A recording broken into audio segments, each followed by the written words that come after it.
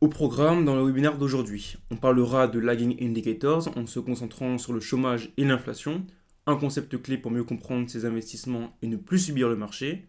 On parlera du plan de Trump qui consiste à augmenter le budget de la défense à 1500 milliards de dollars et vous verrez que derrière ce discours se cachent bien des choses. On parlera également de l'investissement actif pour que vous compreniez à qui il s'adresse, les vrais avantages et inconvénients de cette méthode d'investissement. Enfin, on vous parlera d'un sujet que vous nous avez beaucoup demandé pour vous aider dans votre apprentissage de l'investissement, notre école Invest System. Et pour conclure, bien sûr, une session Q&A. Vous le savez peut-être, mais comprendre la machine économique est ce qui permet d'avoir des décisions d'investissement structurées, cohérentes et surtout tenables psychologiquement. Si vous ne comprenez pas ce qui se passe, vous le subissez. En tant qu'investisseur, il est assez courant de se sentir paralysé par l'hésitation, se sentir incapable de passer à l'acte, malgré un plan et une stratégie que vous êtes normalement fixés. Que ce soit pour l'investissement actif ou passif. Alors non, ce n'est pas un problème de psychologie, ni de mindset, même si cela en fait partiellement partie, ce n'est pas la cause véritable de votre problème. Au contraire, il s'agit d'une réaction saine que vous devez prendre en compte.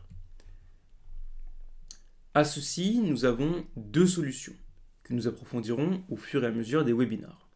En premier lieu, il s'agit de comprendre la machine économique, avoir une vue entre guillemets omnisciente, ou plutôt devrais-je dire d'ensemble sur l'économie. Si vous savez où vous mettez les pieds, vous n'aurez plus jamais peur de faire un seul pas. Et nous allons vous le prouver ici même. Dans un second temps, il s'agit d'un système complet. Je ne parle pas d'un plan, d'une stratégie ou d'une to-do list, mais un système complet qui prend en compte votre psychologie, votre style d'investissement, votre aversion au risque, votre situation et votre cadre personnel. Tout cela est à prendre en compte et nous le verrons également prochainement. En économie et plus largement repris en finance, nous avons des données clés que nous partageons au fil des semaines dans nos analyses économiques hebdomadaires. Connaître ces données, mais également savoir les interpréter, va vous permettre de passer un cap important pour investir sereinement. Aujourd'hui, nous allons nous intéresser à deux données clés pour que vous puissiez comprendre leur impact sur tout le système financier. Le chômage et l'inflation. Ils font partie de ce qu'on appelle des lagging indicators, qui s'opposent aux leading indicators que nous traiterons bientôt en webinar. Les lagging indicators peuvent se traduire par indicateurs retardés. Les indicateurs retardés permettent de valider lorsqu'un retournement de marché a bien eu lieu, de donner un contexte à l'analyse économique et d'interpréter efficacement les leading indicators. Bien. Alors, les investisseurs non formés à comprendre ces indicateurs souffrent généralement de trois problèmes majeurs. Ils confondent le bruit et l'information, donc chaque statistique et donnée deviennent anxiogènes et impossibles à hiérarchiser. Ils agissent trop tôt ou trop tard, c'est-à-dire qu'ils vendent quand les mauvaises nouvelles sont partout, souvent après le choc, et rachètent quand tout va mieux, quand les prix ont déjà monté.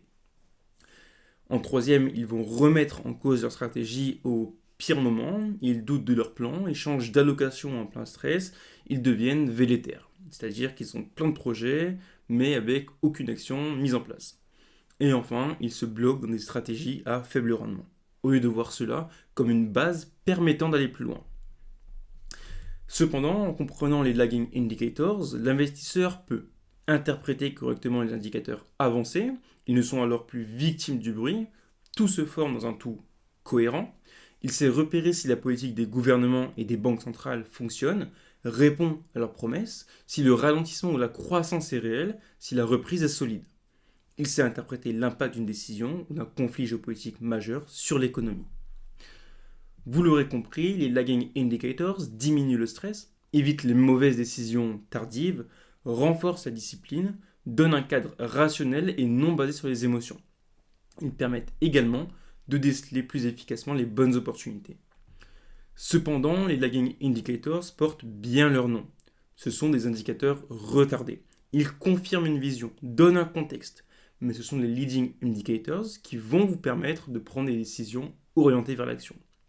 Il est cependant impossible de comprendre les leading indicators si les indicateurs retardés, lagging indicators, ne sont pas apprises. C'est exactement l'objectif de ce webinar. Bien. En premier lieu, parlons de l'inflation. Si on a un minimum rigoureux et que l'on souhaite donner une définition exacte, on dira que l'inflation est une augmentation durable et généralisée du niveau des prix, des biens et services dans une économie donnée sur une période donnée, entraînant une diminution du pouvoir d'achat de la monnaie. Savoir cette définition précise, c'est comprendre que l'inflation n'est pas une opinion ni un ressenti, mais un phénomène mesuré, quantifié et objectivé par des indicateurs statistiques. L'indicateur le plus couramment utilisé pour mesurer cette évolution du niveau général des prix, c'est l'IPC, indice des prix à la consommation. Celui-ci ne prédit pas l'inflation future, mais constate l'inflation passée, nuance très importante, en synthétisant des variations de prix déjà observées sur une période donnée. Cela implique une chose essentielle, l'inflation est un indicateur retardé. Lorsqu'elle apparaît dans les statistiques officielles, les déséquilibres économiques qui la provoquent, comme la tension sur l'offre, l'excès de demande, la hausse des coûts ou conditions monétaires sont déjà à l'œuvre depuis plusieurs mois. Ainsi, parler d'inflation sans distinguer le phénomène économique, son mode de mesure et les mécanismes qui le précèdent, revient à confondre la cause, l'effet et l'outil d'observation. C'est précisément cette confusion qui conduit à de nombreuses erreurs d'analyse, tant dans le débat public que dans l'interprétation des données macroéconomiques. En deuxième, on parlera du chômage. Alors, le chômage, notamment aux États-Unis, par exemple, correspond à la part de population active qui est sans emploi, mais disponible pour travailler et en recherche active d'un emploi. Il est d'ailleurs mesuré par le Bureau of Labor Statistics à partir de l'enquête mensuelle réalisée auprès des ménages, la Household Survey, selon des critères statistiques standardisés. Le taux de chômage est un indicateur retardé, car il reflète des décisions économiques déjà prises. Les entreprises ajustent d'abord leurs marges, leurs investissements et leurs embauches avant de procéder à des licenciements ou à des créations de postes. Ainsi, lorsque le chômage évolue dans les statistiques officielles, les dynamiques économiques sous-jacentes, comme le ralentissement ou la reprise de l'activité, sont déjà engagées depuis plusieurs mois. Parfait. Mais concrètement, à quoi cela va-t-il servir à l'investisseur ? Eh bien, à se situer. Concrètement, si on reprend deux indicateurs retardés, ils permettent de valider, calibrer et contextualiser ce qui est déjà en train de se produire dans le cycle. Par exemple, lorsque l'inflation est élevée et que le chômage est bas, cela signifie que l'économie tourne fortement. Les entreprises vendent bien, les consommateurs dépensent beaucoup et il y a peu de personnes sans emploi. Comme il est difficile de trouver des travailleurs, les salaires augmentent. Avec plus d'argent en circulation et une forte demande, les entreprises augmentent leurs prix. C'est ce qu'on appelle une économie en surchauffe. Cette situation apparaît généralement en fin de cycle, car l'économie a déjà beaucoup progressé et il reste peu de marge pour continuer à croître sans réel déséquilibre. Lorsque l'inflation commence à baisser et que le chômage commence à remonter, cela signifie que l'économie ralentit. Les gens consomment un peu moins, les entreprises vendent moins facilement et n'ont plus autant de pouvoir pour augmenter leurs prix. Elles recrutent moins, parfois elles licencient, ce qui fait monter le chômage. Cette phase correspond à une transition.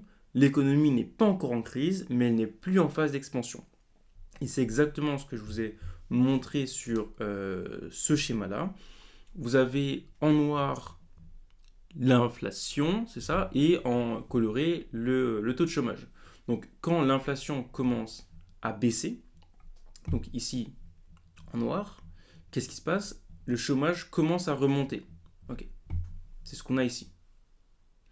Cela signifie que l'économie ralentit. Donc on peut voir qu'en 2020, l'inflation baisse, le chômage, lui, monte. Ok, on a dit que ça traduisait d'une économie qui ralentissait, c'est ce qu'on voit ici. Ça, c'est la croissance américaine, leur PIB, et on voit que sur cette même période, 2020-2021, après, l'économie commence fortement à ralentir.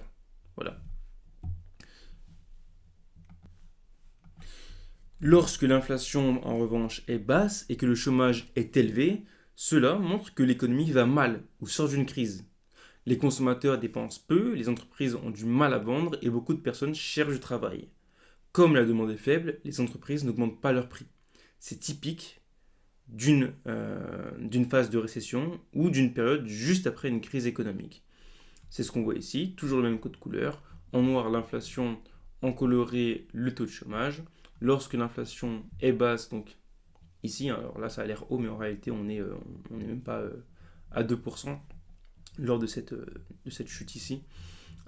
Et que le chômage, par contre, lui, commence à monter, ok, c'est ce qu'on voit ici. Donc 2007-2008, on vient de voir que l'économie allait mal, va mal, ou sort d'une crise.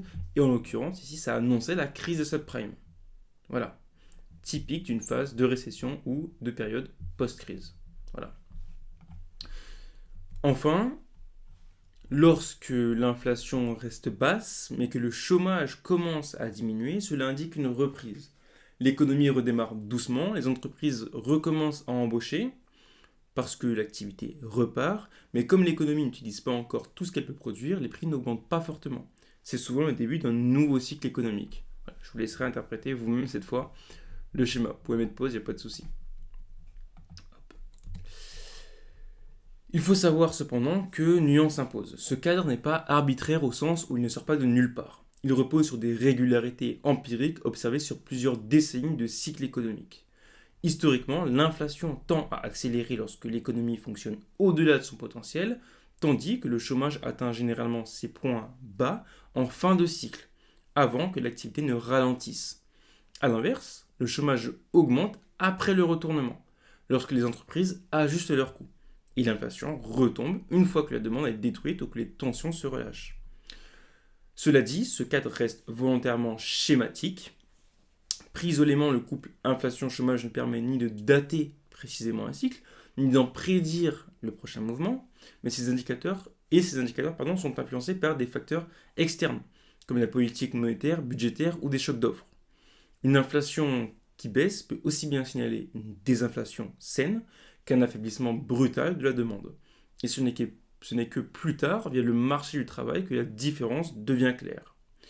Mais notre objectif ici était de donner le cadre permettant d'entrer dans une compréhension plus globale et complexe que vous pouvez retrouver dans les analyses économiques hebdomadaires sur notre Discord. C'est précisément pour cela que ces indicateurs restent utiles malgré leur caractère retardé. Ils ne servent pas à prédire l'avenir, mais à situer l'économie dans le cycle et à valider ou invalider un scénario déjà construit à partir d'indicateurs avancés. Un bon exemple est la période 2006-2008 aux États-Unis. À ce moment-là, l'inflation n'est pas encore perçue comme un problème majeur, mais elle reste persistante, tandis que le chômage évolue à des niveaux historiquement bas. Pris ensemble, ces deux indicateurs ne signalent pas une crise imminente, mais ils indiquent clairement, comme on a vu précédemment, une économie en fin de cycle, proche de sa capacité maximale, comme nous venons de le voir et d'expliquer dans les slides précédentes. Donc, pour autant, à cette époque, les marchés actions continuent de monter. Pourquoi ? Parce que les investisseurs regardent avant tout la croissance passée, les bénéfices encore solides et un chômage faible, interprété à ce moment-là comme un signe de santé économique. L'inflation et le chômage, en tant qu'indicateurs retardés, confirment simplement que l'économie a bien tourné, mais ne disent rien encore sur le retournement à venir. Et c'est précisément là que leur utilité apparaît. Le chômage très bas indique que le marché du travail est en réalité tendu, que les marges de progression sont faibles et que toute dégradation future ne pourra venir que d'un ralentissement.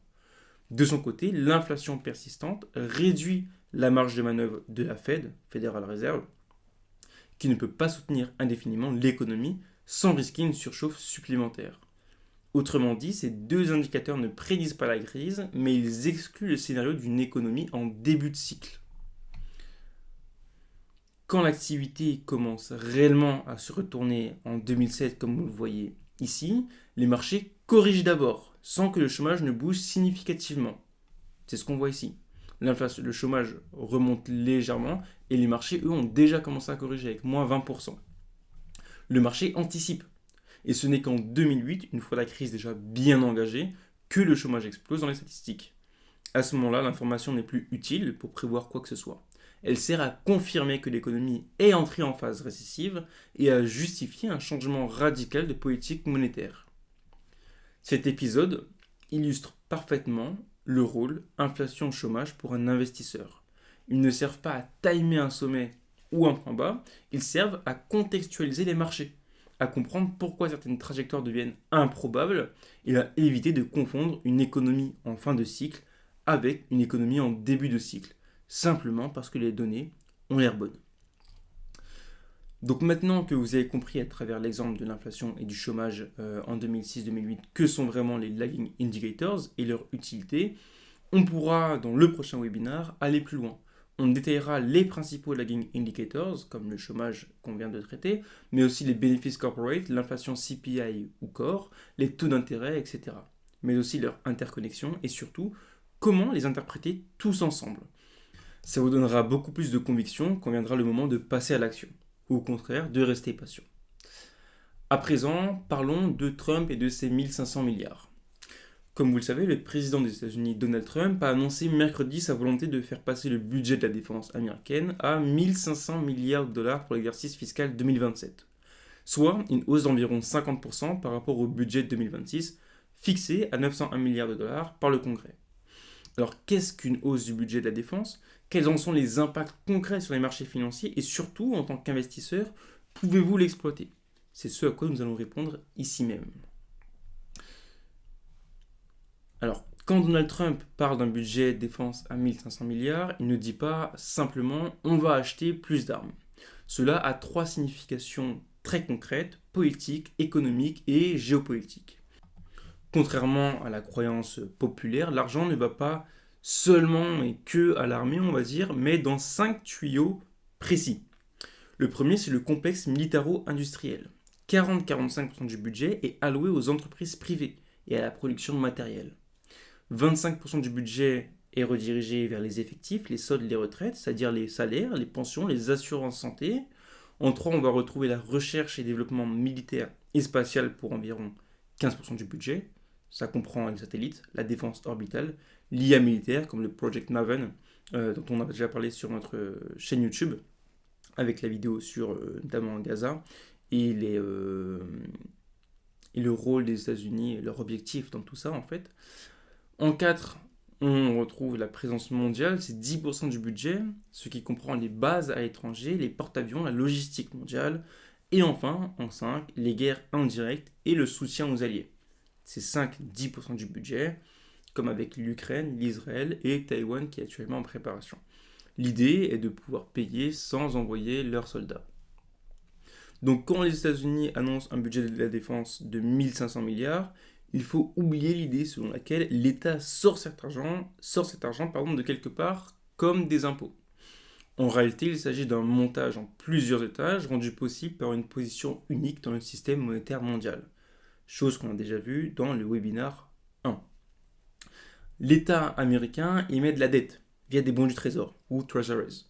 Ces obligations sont considérées comme l'actif sans risque du système financier mondial. Autrement dit, avant même de parler d'armée, on parle en fait de marché obligataire. Alors, qui achète cette dette? La dette américaine est absorbée par plusieurs acteurs simultanément. Les banques américaines et internationales, les fonds d'investissement et fonds de pension, les banques centrales et étrangères, les investisseurs institutionnels mondiaux et indirectement la Federal Reserve. Ce point est fondamental. Le monde entier finance une partie du budget américain parce qu'il a besoin d'actifs en dollars. Le financement de cette augmentation du budget de la défense signifie une augmentation de 500 milliards de dépenses supplémentaires par an. Même avec les coupes promises par le Doge, ça reste très compliqué à financer, surtout si on ne veut pas exploser le déficit ou la dette. Il faudra forcément couper les dépenses comme dans la santé, l'éducation, les retraites, les infrastructures, etc. Ou alors augmenter massivement les droits de douane. Je fais référence aux tarifs douaniers que Trump veut mettre en place partout et à tout prix. Ça devrait en partie servir à ça. Alors géopolitiquement, c'est un signal qui est très fort, qui a été envoyé aux adversaires des États-Unis, notamment la Chine, la Russie et l'Iran. Le signal est le suivant, les États-Unis se réarment entre gros guillemets massivement, et il est donc un risque de voir la course aux armements mondial se poursuivre. En réalité, augmenter le budget de la défense de 50% d'ici 2027 est improbable dans la situation actuelle. En revanche, comme vous pouvez le voir sur le graphique juste ici, on constate depuis plusieurs années que le budget de la défense croît année après année, avec une explosion nette en 2022 lorsque la Russie a attaqué l'Ukraine. Alors 1500 milliards semble peu probable, mais s'attendre à une poursuite de cette tendance haussière fait complètement sens. Surtout quand on regarde l'environnement géopolitique qui est de plus en plus tendu. En résumé, Trump souhaite transformer les États-Unis en forteresse militaire ultime, coûte que coûte. C'est une politique 100% Trump, comme nous en avons l'habitude maintenant. Cependant, il devra faire face à de nombreux défis. Actuellement, le budget fédéral américain pour la défense en 2026 est de 901 milliards de dollars, porté à environ 1000 milliards avec des ajouts via réconciliation. Une hausse de 50-60% en une année représenterait un choc budgétaire inédit depuis la guerre de Corée. Les tarifs douaniers que Trump présente comme une source de revenus miraculeuse, estimés d'ailleurs à 288 milliards en 2025 par le Bipartisan Policy Center, ne couvriraient que la moitié des coûts dans le meilleur scénario. Cela ajouterait 5 800 milliards de dollars à la dette nationale sur une décennie, intérêts inclus, alors que la dette dépasse déjà 38 000 milliards de dollars. Sans coupe massive ailleurs, ce mur bloque toute augmentation réaliste, risquant un déficit explosif et une crise de confiance. Les marchés obligataires, Les marchés obligataires représentent un obstacle majeur. Une hausse massive des dépenses de défense forcerait le Trésor américain à émettre plus de dettes, augmentant donc les rendements obligataires et les coûts d'emprunt. Moody's a déjà averti qu'une augmentation de 50% du budget de défense élargirait les déficits déjà élevés, augmentant la charge d'intérêt et réduisant la flexibilité fiscale. Autrement dit, en augmentant fortement le budget de défense, sans apporter une hausse équivalente en impôts et sans coupe ailleurs, le Trésor US n'a qu'une solution: émettre davantage de bons du Trésor, sauf que plus d'obligations sur le marché égale prix en baisse. Rendement en hausse, les investisseurs se disent l'État va devoir emprunter encore plus demain, c'est un risque plus élevé de défaut, alors je veux être mieux rémunéré aujourd'hui. Et si le rendement est plus élevé pour les investisseurs, cela signifie que l'État doit rembourser bien plus cher. Le cercle vicieux est donc installé. Le marché action peut tolérer des promesses politiques, le marché obligataire, lui, non. Ce marché résonne de la façon suivante. Est-ce que cette trajectoire est soutenable? Est-ce que la dette peut être refinancée sans inflation ou monétisation? Est-ce que le risque réel augmente? Si la réponse est oui, le risque augmente, les taux montent, le coût du capital augmente, le plan devient encore plus cher. L'inflation pourrait constituer un véritable mur. Une injection de 500-600 milliards de dollars dans la défense financée par la dette ou par les tarifs renforcerait les pressions sur la demande et les prix. Les tarifs imposés sous Trump ont déjà relevé les coûts d'importation et, selon le Peterson Institute, une combinaison de politiques budgétaires, expansionnistes et d'escalade tarifaire pourrait maintenir l'inflation américaine environ 1 à 2 points au-dessus de son niveau de référence. Alors, à court terme, sur les marchés, l'impact n'a pas été très important. On n'enregistre pas de gains spectaculaires sur les actions de défense. En revanche, concernant les obligations, et notamment le rendement obligataire, on observe qu'ils sont passés de 4,1 à 4,2% depuis l'annonce du 7 janvier 2026. Concrètement, cela s'explique par le fait qu'un budget défense à 1500 milliards de dollars en soi ne change pas immédiatement les cash flows, ne change pas instantanément la politique monétaire, ne change pas la productivité globale. Donc, l'impact direct est limité à court terme. À long terme, le risque n'est pas le budget défense en soi, mais ce qu'il révèle. C'est-à-dire une trajectoire budgétaire qui renforce et qui force surtout les marchés à exiger une prime de risque plus élevée sur les USA en termes de taux d'intérêt obligataire. Des taux d'intérêt obligataires durablement élevés impliquent des investissements privés plus chers, un secteur immobilier sous pression, des valorisations compressées. Résultat, une croissance potentielle plus faible, une productivité moins dynamique et une dépendance accrue à la dépense publique. À long terme, ce n'est pas inflationniste en permanence, c'est stagnationniste. Ce projet de budget défense à 1500 milliards de dollars ne constitue ni un scénario central, ni une certitude. Dans sa forme extrême, il est même peu probable. On vient de le voir, les contraintes budgétaires, obligataires et inflationnistes rendent une telle trajectoire difficilement soutenable. Et même une montée plus réaliste vers 1200-1300 milliards poserait déjà des défis majeurs. Mais l'enjeu réel n'est pas le chiffre annoncé, l'enjeu est ce que cette annonce révèle du fonctionnement de la machine économique américaine.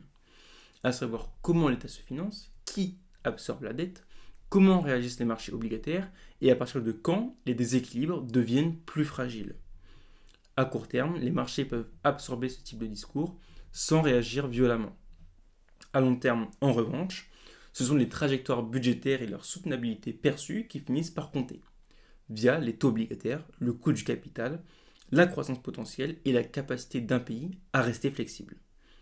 C'est précisément pour cela que comprendre la machine économique est essentiel pour un investisseur. Sans cette compréhension, on subit les annonces politiques et le bruit médiatique.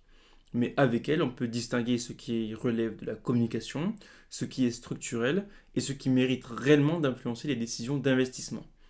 L'objectif n'est pas de prédire une crise, l'objectif est de comprendre les mécanismes pour prendre des décisions éclairées, rationnelles et tenables dans le temps. Alors avant de passer à la troisième partie, à savoir l'investissement actif, je vais juste boire un petit peu et je reviens tout de suite. À présent, on va parler d'une méthode d'investissement qui certes fait envie, mais comporte son lot de difficultés et de secrets. Je veux parler de l'investissement actif. Alors, lorsqu'un particulier se lance dans l'investissement, il emprunte généralement le même chemin que tous les autres. Il choisit sa méthode d'investissement consciemment, ou inconsciemment d'ailleurs, et se laisse guider par le FOMO pour investir, choisir ses actifs, etc. Alors, quand je dis se laisse guider par le FOMO, ce n'est pas une insulte ou un reproche, mais un fait. L'être humain, de par sa nature, a tendance à agir en se fiant ou en se laissant emporter par ses émotions. Il y a plusieurs millions d'années, ces émotions, ce feeling, était notre assurance vie. C'est ce mécanisme qui nous permettait d'agir pour notre survie. Aujourd'hui, dans une société plus émotionnelle que jamais, c'est devenu un inconvénient plus qu'un avantage. Par contre, pour l'investisseur, laisser ses émotions lui dicter ce qu'il doit et ne doit pas faire, c'est carrément signer son arrêt de mort. Ce FOMO est amplifié à cause d'un élément qui nous unit tous. On va appeler ça la date de péremption. Et oui, qu'on le veuille ou non, s'il y a bien une chose qui est sûre et certaine dans cette vie, c'est qu'on va mourir. Alors désolé de plomber l'ambiance, mais c'est important de le dire. Cette échéance nous pousse vers ce qui, selon moi, est notre plus grand ennemi. Le fait de vouloir aller vite. Aller vite parce que l'horloge tourne et on ne sait pas quand elle s'arrêtera. L'investisseur qui ne maîtrise pas ces biais psychologiques-là est simplement foutu. Il va chercher à investir beaucoup, rapidement, sur les actifs qui lui offrent le plus de rendement théorique possible, parce qu'il veut gagner beaucoup et vite. Chose totalement compréhensible. Le problème, c'est que cette approche vous fera perdre dans 99% des cas. De l'argent et du temps. C'est-à-dire exactement l'inverse de ce que vous souhaitez. Pour développer mes propos, on va faire un petit pros and cons de cette méthode d'investissement. Voilà. Alors, juste avant, on va définir ce qu'est l'investissement actif. Concrètement, et pour faire simple, ça s'apparente au trading. L'investisseur achète et revend des actifs lorsqu'il juge que la performance réalisée est suffisante. Le but est de faire de la performance, chercher du rendement pour gagner temps et argent.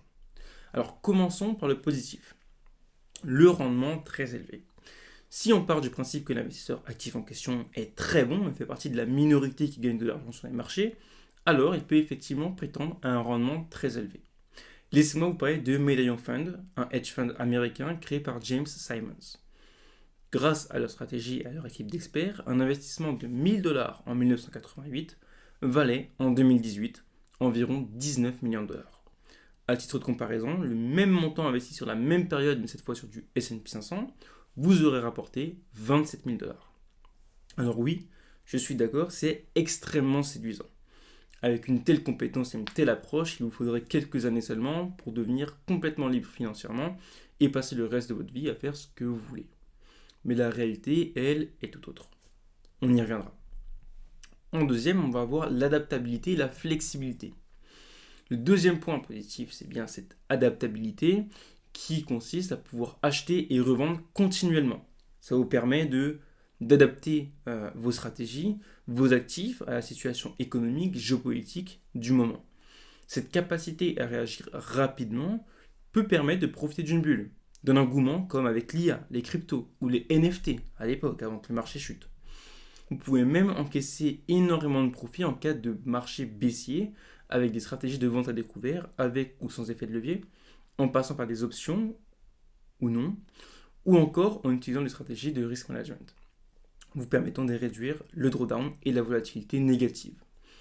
Si on prend le cas du Bitcoin, vous auriez pu techniquement, depuis 2020, si vous aviez acheté, admettons, sur les points bas, si vous aviez revendu sur les points hauts, et puis shorté lors de la chute, il vous aurait été possible de transformer un capital de 1000 $ en 214 000 $ en 5 ans seulement, et sur un seul actif. Imaginez avoir appliqué la même chose sur l'IA et vous aurez certainement fait votre premier million d'euros. Ensuite, on aura le timing.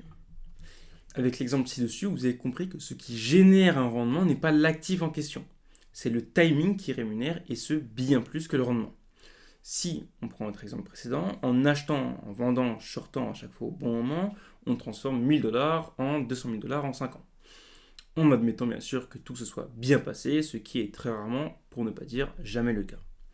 Par contre, en achetant au même moment, mais en revendant seulement 5 ans après, vos 1000 $ sont devenus seulement, entre guillemets, 30 000 $.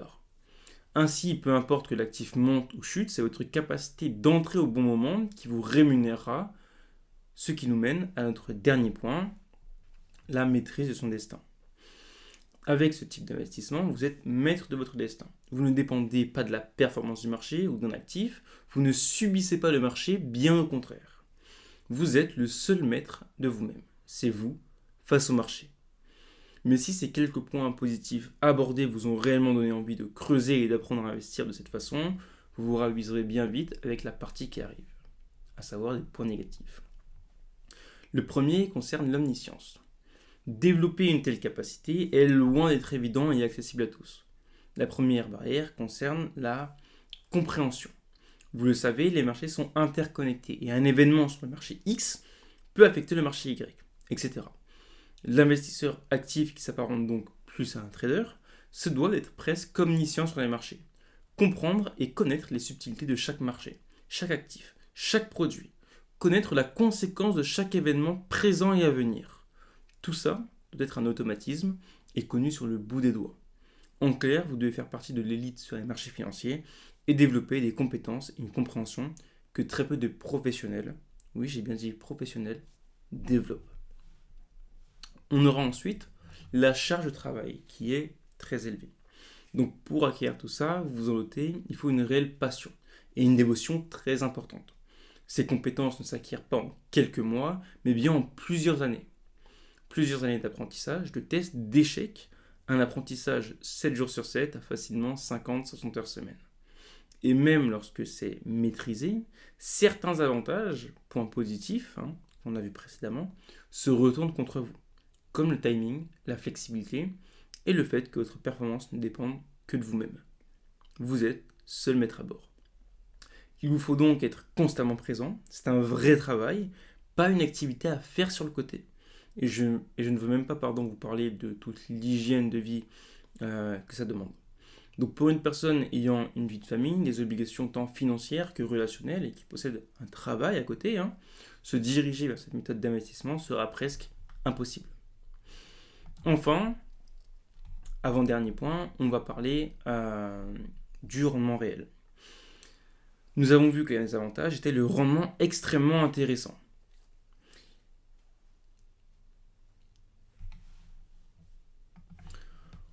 Enfin, avant-dernier point, on va parler du rendement réel. Nous avons vu que l'un des avantages était le rendement extrêmement intéressant de cette activité, du moins sur le papier. Parce qu'en réalité, 97% des investisseurs actifs ou traders du coup perdent de l'argent sur le long terme. Même si le rendement théorique est potentiellement très élevé et que certains acteurs du marché, comme nous l'avons vu, parviennent à des résultats très impressionnants, il faut savoir que 80% d'entre eux, en réalité, sous-performent le marché. Et je parle de professionnels. C'est-à-dire qu'ils réalisent moins de performances que le S&P 500. Ce qui nous mène à notre troisième et dernier point de la liste, l'exposition au FOMO. Donc en plus de la difficulté structurelle et mentale de cette activité, le FOMO évoqué précédemment pousse les investisseurs actifs à commettre des erreurs. C'est simple, plus vous passez du temps sur les graphiques, plus vous cherchez les opportunités, plus vous serez susceptible de faire des erreurs. Des erreurs qui sont humaines et qui vous poussent petit à petit à suivre vos émotions, par peur, par frustration ou même par déception. L'environnement familial et la situation financière auront également un impact significatif sur ces décisions.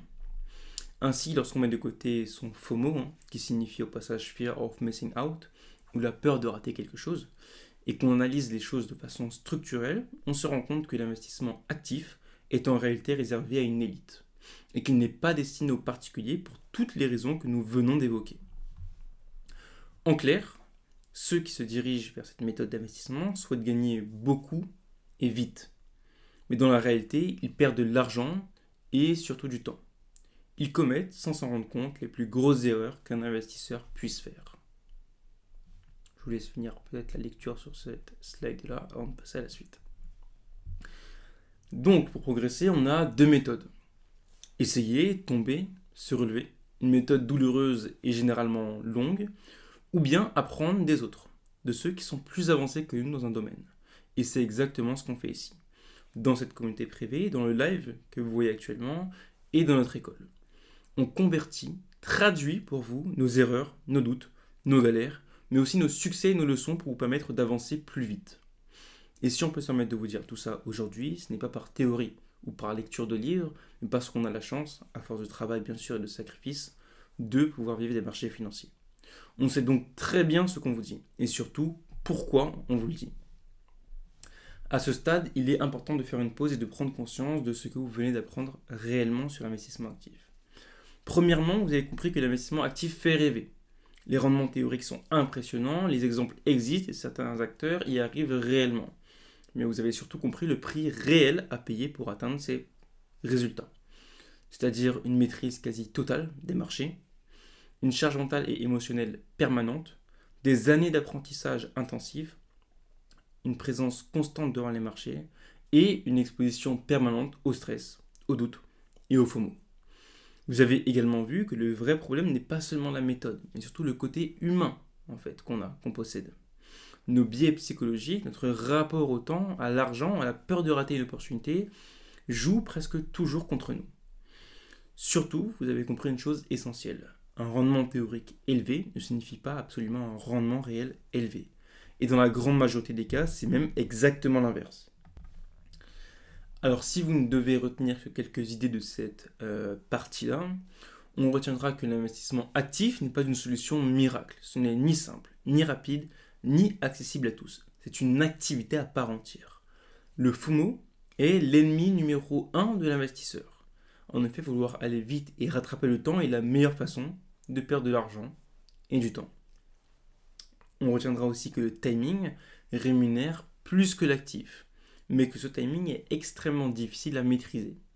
Savoir quand entrer, quand sortir et surtout quand ne rien faire est une compétence rare. Enfin, on retiendra que 97% des particuliers sous-performent le marché avec l'investissement actif sur le long terme. Non pas par manque d'intelligence, mais parce que cette méthode n'est pas adaptée à leur réalité. Mais attention, ça ne veut pas dire que l'investissement actif est à bannir totalement. Ça ne veut pas non plus dire que l'investissement 100% passif est la seule solution. Bien, à ce stade, il y a une question que vous devez vous poser et elle est essentielle. Qu'est-ce que je fais maintenant avec tout ça ? Parce que comprendre que l'investissement actif est difficile, exigeant et émotionnellement dangereux pour la majorité des particuliers, c'est une chose, mais rester bloqué dans l'analyse sans agir, c'en est une autre. Surtout, le plus gros danger pour vous n'est pas de ne rien faire. Le vrai danger, c'est de mal faire pendant des années et de se rendre compte trop tard du temps et de l'argent gaspillé. La réalité, c'est que la plupart des investisseurs particuliers oscillent entre deux extrêmes. Soit ils investissent de manière totalement passive, sans vraiment comprendre ce qu'ils font, croisent les doigts et espèrent que le marché fera le travail, le tout avec un rendement réel très faible, soit ils tentent de faire de l'investissement actif, mais sont mal préparés, mal encadrés et finissent par abandonner après avoir perdu du temps, de l'énergie et souvent de l'argent. Dans les deux cas, ils subissent. Pire encore, dans les deux cas, le rendement obtenu sera faible. Il faudra donc attendre de nombreuses années pour atteindre vos objectifs, alors qu'une solution permettant de réduire ce délai, tout en augmentant la solidité de vos investissements, existe. Et c'est exactement ce que nous avons fait et ce que nous faisons au quotidien. C'est ce que nous enseignons également dans cette communauté privée et dans notre école. C'est justement de sortir de cette logique binaire, grâce à une structure, un cadre, une méthodologie précise. Nous avons donc construit une approche qui est hybride et qui combine la puissance, la stabilité et la sécurité, mais aussi la simplicité de l'investissement passif avec une part d'investissement actif strictement encadrée, rationnelle, adaptée à la réalité des particuliers. Concrètement, cette approche permet d'investir intelligemment sans y consacrer beaucoup de votre temps, de réduire drastiquement l'impact du FOMO et des émotions, de comprendre ce que vous faites et surtout pourquoi vous le faites, sans nécessairement devenir un expert, d'adapter votre stratégie à votre âge, vos objectifs, votre capital et votre temps disponible. Vous devenez ainsi autonome, responsable et compétent. Ce n'est pas une méthode pour aller plus vite, c'est une méthode pour aller plus loin. Et c'est exactement pour cela que nous avons créé notre école Invest System. Une école pensée pour ceux qui veulent investir intelligemment, qui veulent des résultats solides et durables, et qui ne veulent plus naviguer à l'aveugle entre promesses irréalistes et méthodes inadaptées. Dans cette école, nous ne vous apprenons pas à devenir trader professionnel, ni à passer vos journées devant des graphiques, mais à construire une stratégie d'investissement cohérente, hybride, éprouvée, que vous pouvez réellement appliquer dans votre vie, et ce, peu importe votre profil. À ce stade, il est important que les choses soient claires. Vous n'avez aucune obligation. Vous pouvez très bien apprendre seul, en regardant des vidéos, les nôtres, ou celles d'autres d'ailleurs, mais aussi en lisant ou en testant par vous-même, mais vous devez aussi être conscient d'une chose. Le temps que vous prenez aujourd'hui à hésiter, que vous passez à chercher sans structure, celui que vous perdez à faire des erreurs évitables, personne ne vous le rendra. Ce qu'on offre n'est pas une promesse de rendement, ce n'est pas une méthode miracle, ce n'est peut-être pas fait pour tout le monde.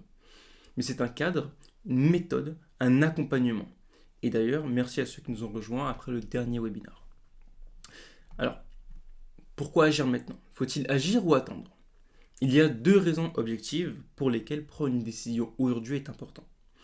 La première, c'est la disponibilité de l'accompagnement. On ne peut tout simplement pas accompagner tout le monde. Le nombre de places disponibles est donc limité. Sinon, l'accompagnement et le suivi réel sera juste impossible ou médiocre. C'est clairement pas notre but. Le deuxième, c'est le temps. Pas le temps du marché, pas le nôtre, mais le vôtre. Parce que repousser de 6 mois ou d'1 an, dans la majorité des cas, ça ne change pas la situation. Ça la prolonge. Alors qu'elle aurait pu changer. Si vous voulez aller plus loin parce que vous êtes reconnu dans ce que nous avons évoqué ou parce que vous voulez développer des compétences d'investissement solides, nous vous proposons simplement de prendre un peu de notre temps en réservant un appel téléphonique avec nous. Alors cet appel, je veux être très clair, c'est pas une vente forcée, ce n'est pas un pitch, c'est un échange. L'objectif, il est simple. On souhaite comprendre votre situation actuelle, clarifier vos objectifs réels et vérifier si cette école est réellement adaptée à votre profil. Si ce n'est pas le cas, on vous le dira clairement. Ce qui compte pour nous, ce n'est pas que vous nous rejoigniez, c'est que vous preniez la bonne décision pour vous. Dans tous les cas, vous repartirez à l'issue de l'appel avec plus de clarté et une vision plus structurée. Pour ceux qui souhaitent déjà avancer de leur côté, nous mettons également à disposition un fichier gratuit, un outil conçu pour vous aider à définir votre profil d'investisseur, votre rapport au risque, votre horizon de temps, vos objectifs réels et vos contraintes personnelles. Ce fichier est basé sur un formulaire approfondi qui évoluera dans le temps, exactement comme votre situation d'investisseur.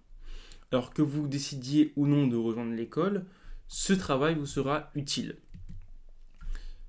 Quelle que soit votre décision, continuez à apprendre, continuez à vous former, mais surtout faites-le auprès de personnes compétentes et alignées avec votre réalité.